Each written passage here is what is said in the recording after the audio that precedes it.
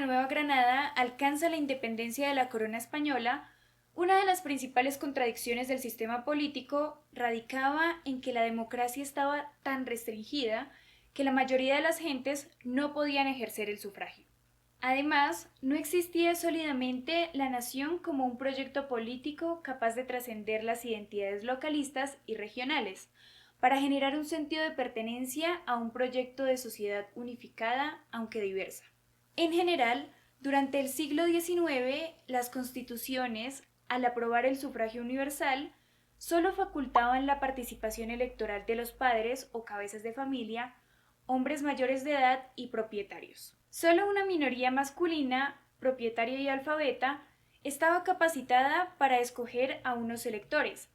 La población económicamente dependiente, la mayoría de los trabajadores de las ciudades, el campo y las haciendas, y quienes eran considerados políticamente ineptos, como las mujeres, estaban incapacitados para votar. Adoptada la soberanía popular como base de su poder, los dirigentes granadinos no lograron transformar las viejas herencias coloniales antes de mediados de siglo. Las élites republicanas, al adoptar el sistema democrático, se dirigían hacia la modernización política, pero al pretender gobernar con una población restringida, conservaban muchas de las limitaciones del orden tradicional, jerárquico y colonial. El pueblo era considerado incapaz intelectualmente. Mariano Ospina Rodríguez, fundador del Partido Conservador, decía al respecto: las mujeres y los pueblos no obran sino a impulsos del sentimiento o de la pasión. Para seguir explorando la historia de las mujeres en Colombia, en este video haremos un recorrido general en torno al complejo contexto social que atravesó Colombia después de su proceso de independencia de la corona española entre 1810 y 1819. Nos preguntaremos, ¿de qué manera la arraigada herencia religiosa, cultural y económica de la época colonial entraba en contradicción con los proyectos políticos modernizantes que buscaban una reestructuración de la vida social? ¿Qué efectos tuvo el cambio de colonia de un imperio a nación independiente en la vida social de las mujeres? Los dirigentes políticos de la nación emergente en el siglo XIX acogieron los proyectos políticos de la modernidad, los cuales fueron en principio los que impulsaron la necesidad de la independencia de la corona española. La modernidad se caracteriza por una propuesta basada en las corrientes liberales y democráticas nacidas de la Ilustración, es decir, se basa en la igualdad legal, la expansión de la educación, la separación de la Iglesia y el Estado, y una economía industrializada y capitalista. Sin embargo, este proceso modernizante se establecería en su totalidad a comienzos del siglo XX, siendo el siglo XIX colombiano un periodo de tránsito en el que se crearon las condiciones necesarias para su consolidación, aunque con un gran costo, pues es en esta época donde tienen comienzo las divisiones políticas y nuestra larga historia de guerras civiles. Las principales limitantes para una cohesión nacional y política en el siglo XIX tienen en parte su razón de ser en la herencia colonial española y también en la geografía propia del territorio, la cual hacía difícil la comunicación e interacción entre las provincias. Esto contribuyó a la creación de una fuerte identidad regional que superaba incluso cualquier identidad nacional. El Estado liberal entró en conflicto en múltiples ocasiones con la tendencia federalista que imperaba en muchas regiones, y también con la poderosa influencia de la Iglesia Católica. Un ejemplo de esto fue la Guerra de los Supremos entre 1839 y 1842, de la cual empezaría a establecerse una clara división política, de la que, a su vez, nacerían posteriormente los partidos liberal y conservador. Estos conflictos limitaron la implementación del modelo político moderno y no se podría afirmar que la población colombiana del siglo XIX contara con las libertades que éste propone, pues seguía vigente la discriminación racial, la exclusión política de la mujer, y el Estado se veía opacado por el poder político de caudillos regionales y de la propia Iglesia. Todo esto como una herencia de nuestro pasado colonial.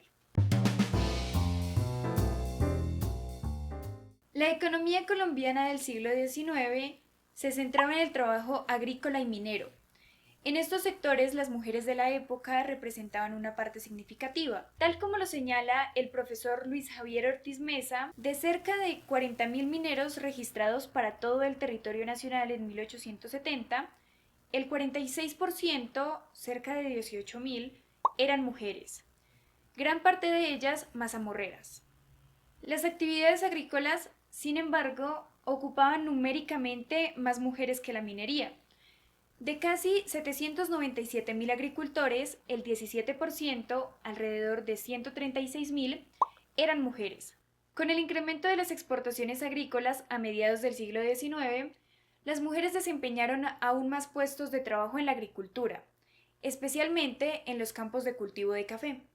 Aunque no dejan de ser significativos estos porcentajes en el trabajo minero y agrícola, el trabajo doméstico era el principal puesto atribuido a las mujeres colombianas en el siglo XIX, ya sea como encargadas de la administración doméstica de sus propios hogares o como empleadas domésticas o sirvientas en otros.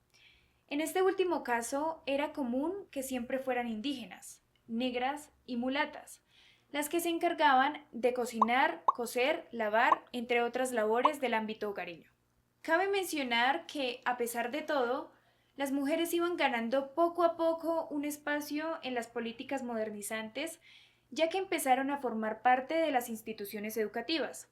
El 37% de los institutores y el 34% de los estudiantes eran mujeres, ocupadas en su mayoría en la primaria. En el siglo XIX en Colombia, la vida privada de las mujeres estuvo profundamente influenciada por factores religiosos y coloniales, cuyas manifestaciones variaron significativamente según la región. Por un lado, en las zonas costaneras del Atlántico, el Pacífico y las tierras ribereñas del interior, se vivía un estilo de vida relativamente libre, en el que la institución del matrimonio no tenía tanta relevancia, predominando allí las uniones consensuales donde la formalización religiosa o legal del vínculo era relegada.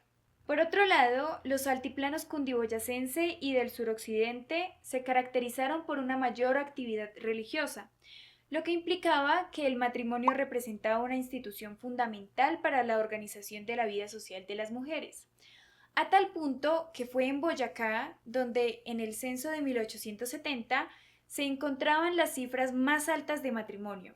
El 31% de las mujeres boyacenses habían contraído matrimonio. A estas le seguían las mujeres de Antioquia con un 24% y luego Cauca con un 23% de mujeres casadas. Estos son algunos de los elementos que nos ayudan a pensar la situación de la mujer colombiana en el siglo XIX, pero aún queda mucho por explorar. En el próximo video nos preguntaremos: ¿cuál era el ideal femenino que predominaba en la sociedad colombiana del siglo XIX?